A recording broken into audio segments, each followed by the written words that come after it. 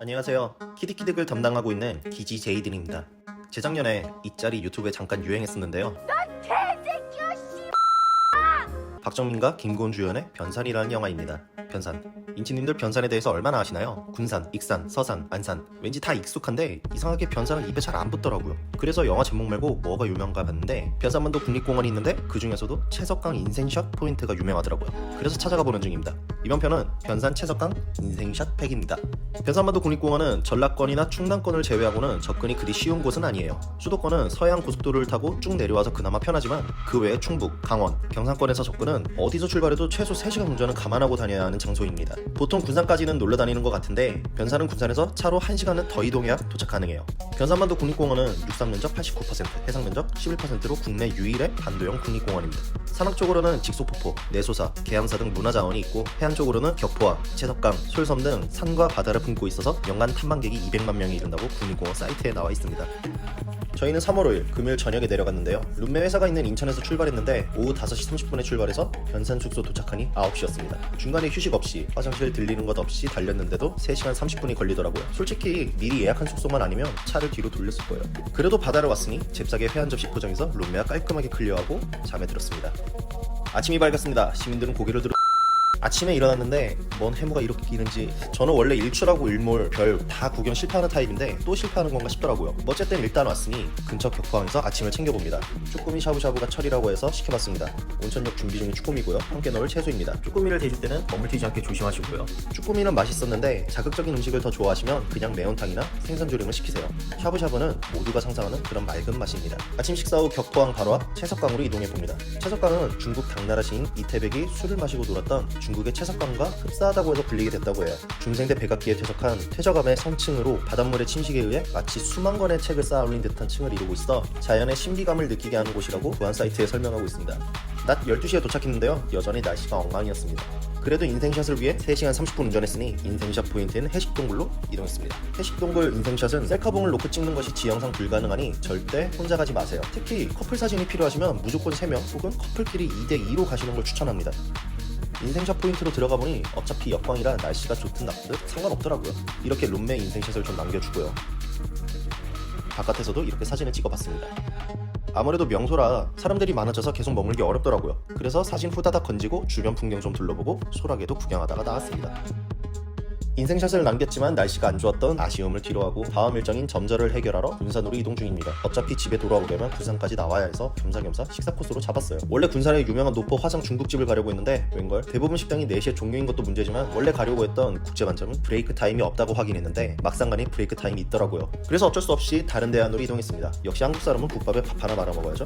소원사진관 앞 정말 유명한 한일옥입니다. 브레이크 타임도 없고 웨이팅도 없어서 딱이었어요. 한일옥 메뉴는 주로 국밥인데 육회 비빔밥과 비빔밥은 평일에만 된다고 해서 묵국과 닭국을 주문했습니다. 예전에 육회 비빔밥을 먹어봤는데 글쎄요, 전 비빔밥 종류는 다 초장맛이라고 생각하는 타입이라 맛은 있었으나 크게 인상적이진 않았습니다. 기본 상차림이고요. 닭국과 소고기 묵국입니다. 이건 1,000원짜리 음료수고요. 소고기 묵국은 모두가 예상하고 알고 계시는 그 맛입니다. 근데 묘하게 고기가 질긴 느낌이었는데 이건 그냥 제 느낌일 수도 있어요. 닭국은 닭고기가 가득하게 담겨 나옵니다. 비주얼은 빨간데 크게 매운맛은 안 나니 매운 거 못 드시는 분들도 쉽게 먹을 수 있을 것 같아요. 분명 맛은 괜찮았으나 다시 군산에 오게 된다면 저는 주변에 맛집 대안이 없을 때 찾아올 것 같습니다. 맛은 있는데 다 알고 있는 맛이에요. 이렇게 군산을 가볍게 마무리하고 서울로 복귀했습니다.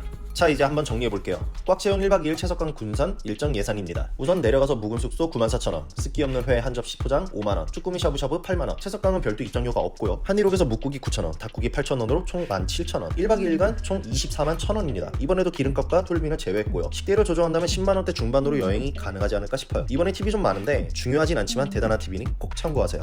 우선 첫 번째는 너무도 당연하지만 간조와 만조, 물때 시간 확인입니다.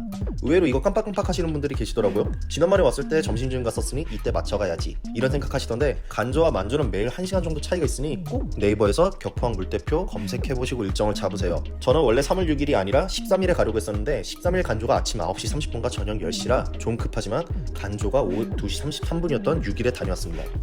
두 번째로 간조와 만조 시간을 파악했다면 간조 시간을 고려한 채석강 진입 시간입니다.